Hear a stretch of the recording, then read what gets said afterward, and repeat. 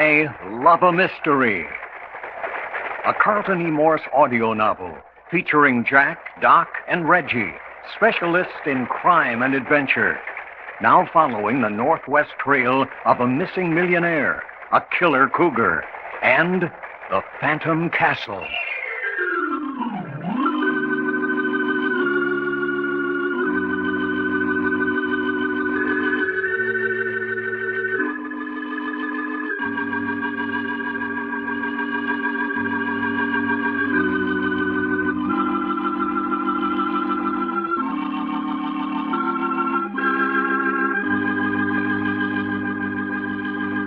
This is Fred Foy introducing Jim Harmon's presentation of Les Tremaine and Tony Clay in an original Carlton Morse thriller, The Fear That Creeps Like a Cat.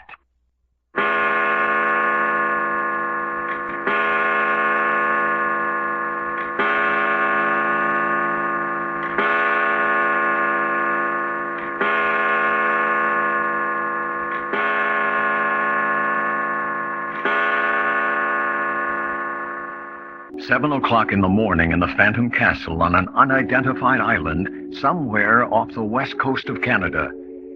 Jack, Doc, and Reggie are prisoners of Richard Cooper, who uses human guinea pigs in his scientific research into the realm of fear and terror.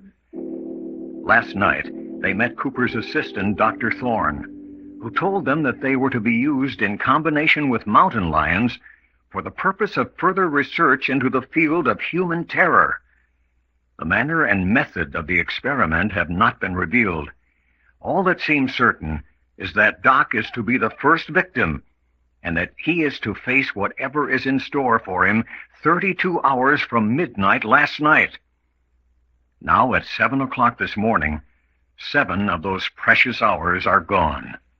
Hey, Jack, Reggie, you folks awake? What's the matter, Doc? You know what them sippy cats done to me last night? No, what? Well, wait till I get my shoes on. I'll come in and tell you. There. Morning, Doc. Listen to my footsteps, will you? Every time I walk around in here, I feel like I'm in a big auditorium. Well, it's big enough for an auditorium. What's your trouble? Well, you think there's trouble? Well, because you're up and dressed at 7 in the morning, that isn't natural. Well, Jack, you know what that passel of polecats done to me last night? After we went to bed, every hour, all night long, one of them guards come in and woke me up and made me give him one of my poker chips. What's that? I swear to my grandma he did. But I don't get it. What is the object? Didn't say. Just come in every hour and took one of them poker chips. You get it, Jack? Yes, I'm afraid I do. Then do a little explaining, will you? You came up to bed last night at midnight with 32 chips you won in the poker game. That's right. And each chip represented an hour. Yeah, 32 chips, 32 hours I had to go until they're going to perform some kind of experiment on me, according to Cooper. Well, don't you see? Each hour they took a chip away from you, one of your hours gone. How many chips you got left? I don't know. I'll go get them and look. But, Jack, that's childish. What's Cooper's objection? Not so childish. Cooper knows his psychology. He's trying to create fear in Doc. Oh, look here. He knows that watching those chips disappear one by one, actually seeing his numbered hours slipping away, will have a much more potent effect on Doc's nerves. Hold it. He's coming back. Yeah, they took 7 chips away during the night. That leaves me 25. Silliest darn thing I've heard of yet. Taking a chip every hour when they could just as well be taking all 7 of them this morning. Didn't bother you any, though. Well, it made me pretty darn sore, him a-waking me up that way. When you reckon they'll call us down to breakfast to bring us something up here, whatever they do for eat? Doc? Yeah? Look here, old fella. Do you quite realize what those 25 chips represent? Sure, 25 hours I got left. Well, you're taking it with bally little concern. Huh? Hey, Jack, what's eating Reggie? A little on the nervy side this morning. Certainly I'm on the nervy side. I didn't sleep well, and if you ask me, I think it's time we got out of this place. No. Yes, I do. Well, how do you suggest we go about it? I don't care. Let's do something. Oh, shucks now, Reggie. Don't you getting all upset and stuff. And as for you, Doc, you're crazy as the rest of these bally maniacs around here. Yeah. Hold us, son. Well, you are. Playing poker for your life, and then accepting the outcome as though you were paying off with toothpicks. Reggie, you're in exactly the frame of mind Cooper was hoping for. I don't care. You're playing right into his hands. He's interested in the fear complexes, Now, if you work up a good crop of hysteria, you're liable to be the next experiment instead of Doc here. Yeah, and we can't have that, Reggie. All right, let them. I'm ready for any bloody experiment they can work up. Reggie, you going to give us trouble? Cooper's interested in scaring his man. If Doc doesn't scare, he hasn't got any experiment. You're not afraid, Doc. Well, up to now, I ain't seen nothing to be scared of. But the whole valley atmosphere of this place. Sure, it smells like some decayed slaughterhouse. But what the heck? The beds are good, food ain't bad. Those chips they keep taking from you. The hours growing shorter. Just plain silly. Well, if Doc isn't concerned, I don't know why I should be. Now you're talking. You're kind of on the young side yet. When you've done as much waiting for the worst to happen as me and Jack has done, well... I suppose I look pretty silly to you, too. You're doing all right. Besides, son, looky, 25 whole hours to go. Well, heck, that's practically a whole lifetime. More things can happen in the next 25 hours than you could write in a dozen books. Quite. Well, look now. If everybody's dressed and everything, how about us kicking up a fuss and see if we can get something to eat? Just a minute first, Doc. Reggie, do you give us your word About what, Jack? that you won't in any way give Cooper the idea that you're frightened? If you say so. I do say so. It's important. Righto. All right, then. Let's see what... Hey, here's somebody.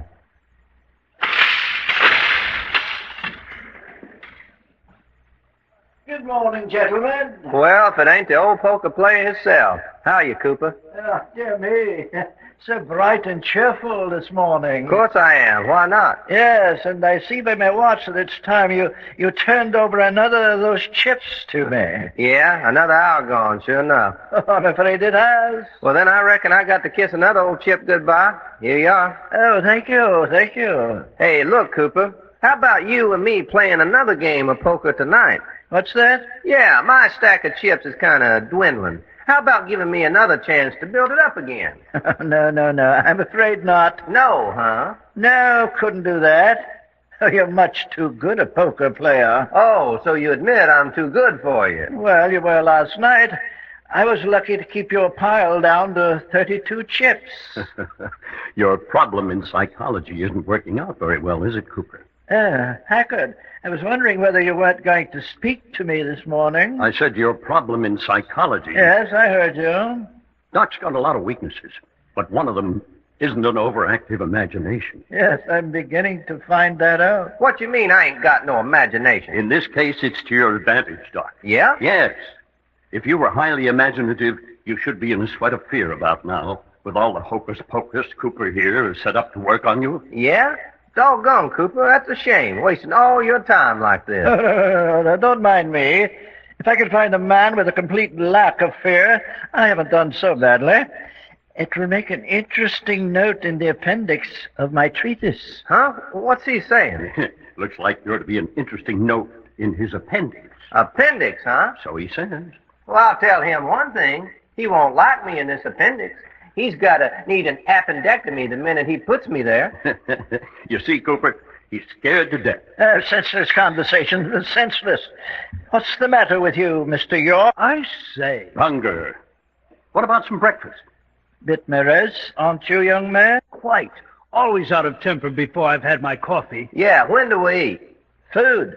Oh, yes, of course. Food. But I came up to see if you wouldn't like a little exercise before breakfast. What sort of exercise? Walk about the island? Well, that's not a bad idea. Yes, you've had little opportunity of seeing anything but the inside of the castle so far. You mean you'll take us across the moat onto the main part of the island? Yes, that was my thought. Good. Let's go. Yes, just a minute. You'll allow me to slip on the handcuffs first. Well, what's that for? You said there was absolutely no way for us to escape from the island.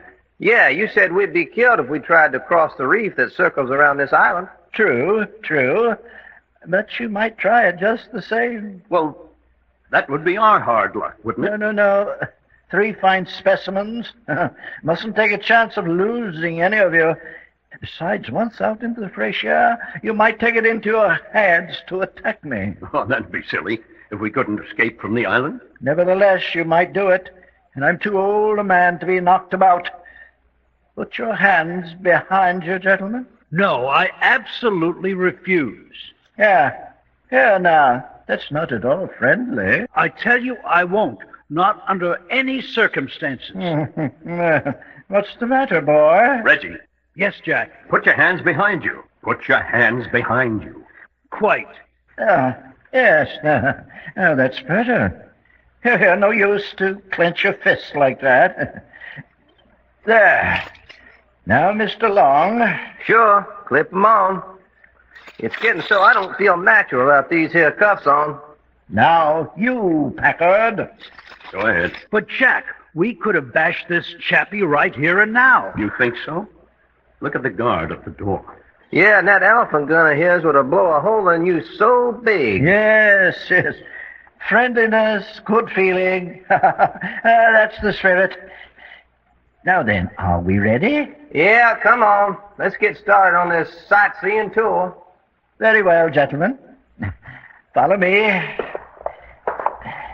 Now then, down these stairs to the drawbridge. There now. Open the door, guard. Dr. Thorne will be waiting for us on the other side of the drawbridge.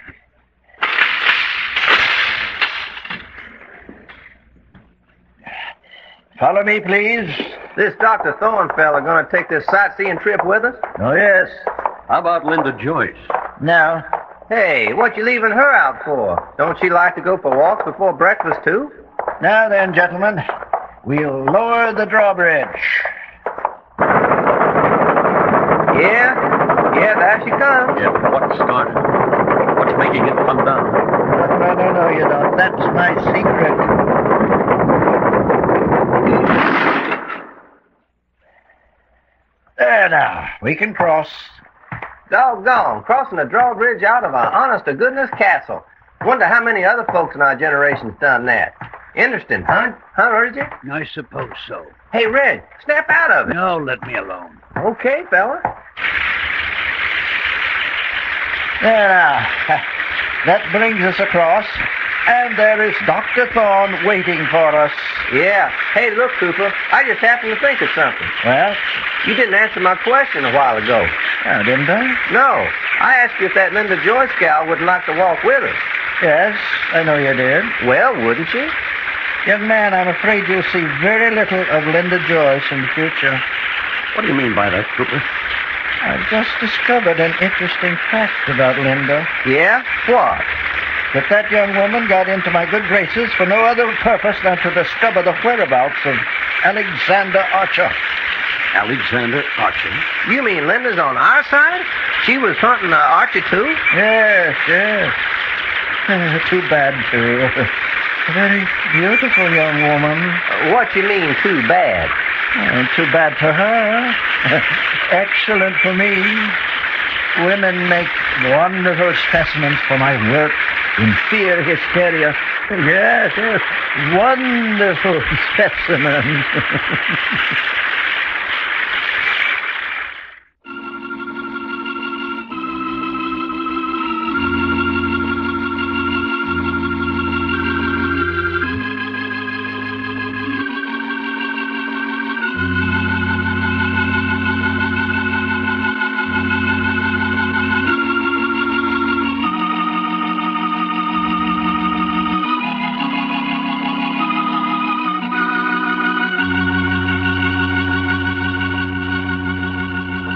The adventures of Jack, Doc, and Reggie have come to you in I Love a Mystery.